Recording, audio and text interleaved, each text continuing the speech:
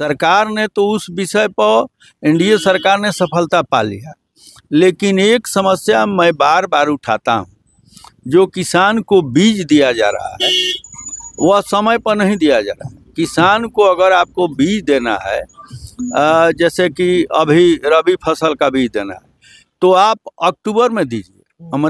अमरेंद्र बाबू मेरे बड़े भाई हैं, मित्र हैं। जब कृषि मंत्री थे तो मैंने इनसे कहा था, मैंने अपने पार्टी के कई विधायकों से भी कहा कि आप इस प्रश्न को उठाइए, ये बीज काम में नहीं आता है। ये सब बीज ले जा करके 10% 20% लोग लगाते हैं, बाकी उसी तरह से खा जाते हैं। सरकार को इससे बहुत नुकसान है। इस पर सरकार को ध्यान देना चाहिए। और बीज समय पर आप धान का बीज देते हैं, समय पर नहीं देते हैं। नमस्कार, आप देख रहे हैं समृद्धि न्यूज चैनल। मैं हूं अशोक तिवारी। आज बड़े ही आराम से, और नहीं कहा जाता है कि किसानों का नेता किसान की तरह होनी चाहिए, और किसानों के नेतृत्व करते हैं, एक जबरदस्त भूमिका में हर वक्त रहते हैं किसानों के साथ। हमारे साथ जितेंद्र सिंह जी मौजूद है, जो कि छोटकी ससराव पंचायत के पैक्स अध्यक्ष हैं। हालांकि बरसों से ये लगातार कई बार पैक्स अध्यक्ष रहे हैं।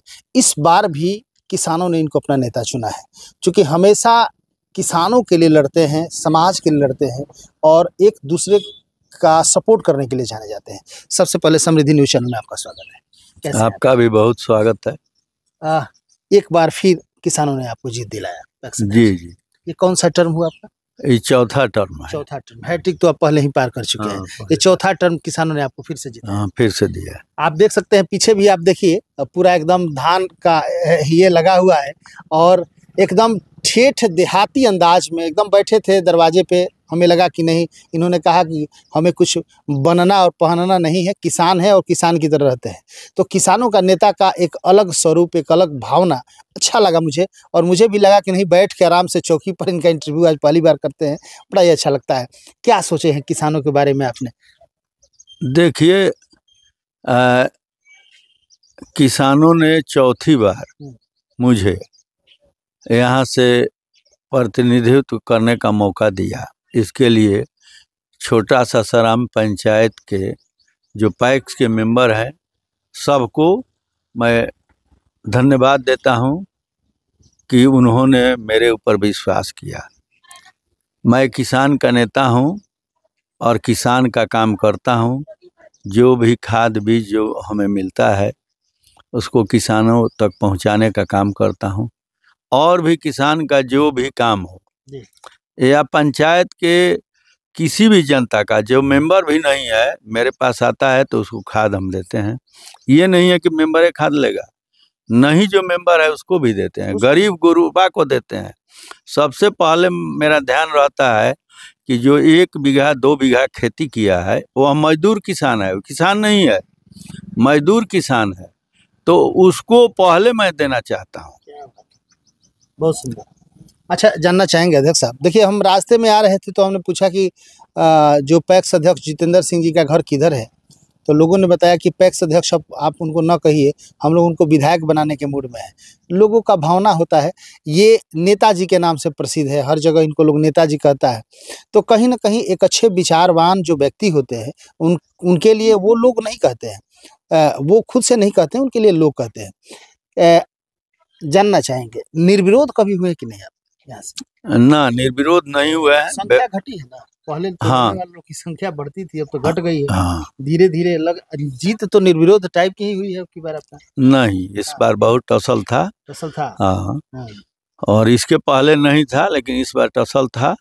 वैसे मैं व्यापार मंडल का उद्वत नगर का 3 बार से निर्विरोध डायरेक्टर रहता हूँ, और विशाल जी अध्यक्ष रहते हैं। क्या बात है। और विशाल जी इस बार बिस्कोमान का चुनाव लड़ने जा रहे हैं, चेयरमैन का, और हमें उम्मीद है कि उन्हें सफलता मिलेगी, और उनकी सफलता मेरी सफलता है। क्या बात है, उनकी सफलता। और जहाँ तक आप विधानसभा के चुनाव की बात करते हैं, तो मैं 1995 में यहाँ से बीजेपी से चुनाव लड़ चुका हूँ। क्या बात। और आगे अगर पार्टी हमको टिकट देती है, एनडीए गठबंधन से टिकट मिलता है, तो मैं चुनाव अवश्य लड़ूंगा। अगर पार्टी मेरे ऊपर विचार करेगी तो चुनाव लड़ूंगा। क्या बात है, यदि पार्टी विश्वास जताती है, यदि पार्टी मुझे टिकट देती है तो निश्चित तौर से चुनाव लड़ेंगे हम, ऐसा जितेंद्र सिंह जी का कहना है।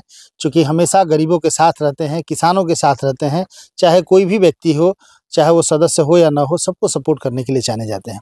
अच्छा, जानना चाहेंगे अध्यक्ष साहब, चूँकि लगातार बरसों से आप पैक्स अध्यक्ष के रूप में किसानों का नेतृत्व कर रहे हैं, किसानों के हर समस्या को आप उजागर करने का काम आपने किया है।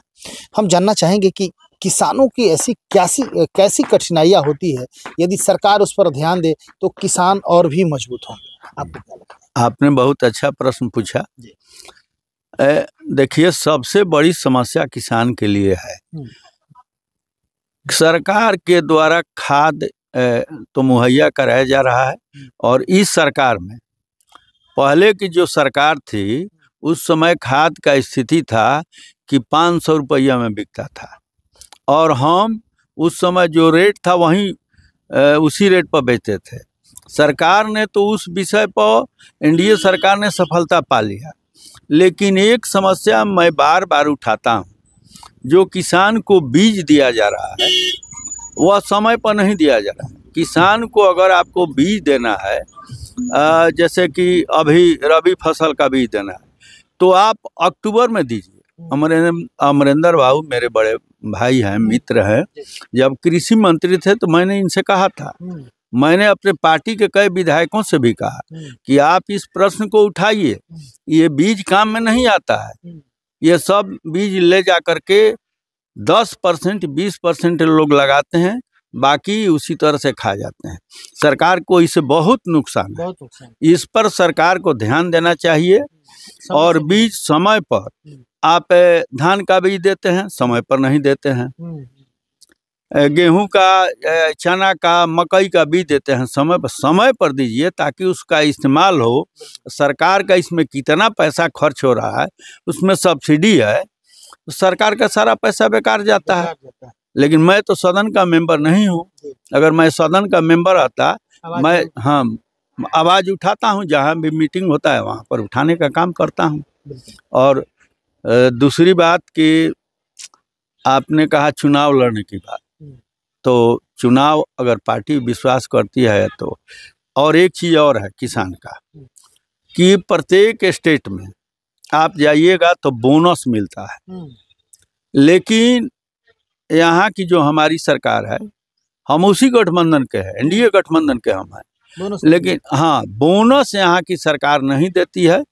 प्रेम जी मेरे कृषि मंत्री हैं, मैं उनसे आग्रह करूँगा कि किसानों को कम से कम 500 रुपया हर एक जगह मिल रहा है। बिहार सरकार, चूँकि अगले 25 में चुनाव है, किसान को कम से कम 200 रुपया बोनस अवश्य मिलना चाहिए। चलिए, बहुत बहुत धन्यवाद। तो आप देख रहे हैं जितेंद्र सिंह जी हैं, पैक्स अध्यक्ष हैं, और एक किसानों के ही नहीं बल्कि गरीबों के, और जो भी लोग इनसे मदद मांगते हैं, सबके लिए बढ़ चढ़ के हिस्सा लेते हैं, उनको मदद करने के लिए जाने जाते हैं। नेताजी के नाम से इनको लोग पुकारते हैं। ये विधानसभा का भी चुनाव पहले लड़ चुके हैं जी। हमारे पास एक चीज़ देखिएगा कि मैं जिस तरह से यहाँ पर बैठा हूँ, कोई जाति बंधन नहीं है, कोई धर्म का बंधन नहीं है। कोई भी आता है मेरे साथ बैठेगा, उसके यहाँ शादी ब्याह है उसी तरह मैं जाता हूँ। ये नहीं कि मैं इस कास्ट से बिलोंग करता हूँ, ये नहीं, मेरे पास नहीं है।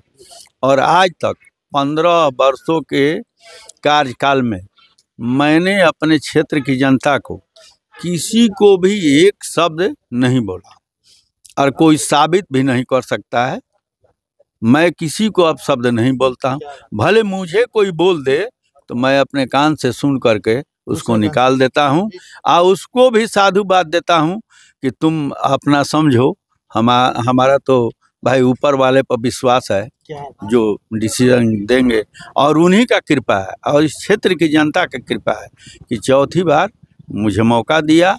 पुनः मैं अपने पंचायत की जनता को बहुत बहुत धन्यवाद दे रहा हूँ, और आगे भी जनता का जो भी समस्या हो खुलेआम मेरे पास आइए। जितना मेरा जितना सक्षम हो पाएंगे उतना मैं करने का प्रयास करता हूं, और आगे भी करूंगा। चलिए, बहुत बहुत धन्यवाद। तो जितेंद्र सिंह जी लगातार चौथी बार किसानों ने इनको पैक्स अध्यक्ष बनाया। यूं ही कोई किसी को चौथी बार पैक्स अध्यक्ष नहीं बनाता है। मैं लगातार कहते आ रहा हूं हर खबर में कि तीसरी बार और चौथी बार यदि कोई चुनाव जीतता है तो जनता का अटूट विश्वास उस पर रहता है। आप देख रहे हैं कि कहीं भी मैं एक कान से सुनता हूं और दूसरे कान से निकाल देता हूं लोगों के कड़ी बातों को, लेकिन कभी भी उसको दिल पर नहीं लेता। और उसी का देन है कि लोग झुकते हैं और चौथी बार फिर से पैक्स अध्यक्ष ही नहीं, यहाँ के लोग तो इनको विधायक बना रहे हैं। चूँकि सब लोगों में चर्चा हुई है कि यदि पार्टी ने टिकट दिया तो विधानसभा से लड़ेंगे, अब की बार इनको भरपूर सपोर्ट मिलेगा। तो लगातार खबरों के साथ बने रहिए और इस किसान के नेता को यदि आप लोगों का सहयोग आशीर्वाद मिला तो विधानसभा में देखने को मिलेगा। लगातार खबरों के साथ बने रहिए, फिर कुछ अपडेट होता है तो आप तक पहुंचाने की कोशिश करेंगे। बहुत बहुत धन्यवाद। Thank you.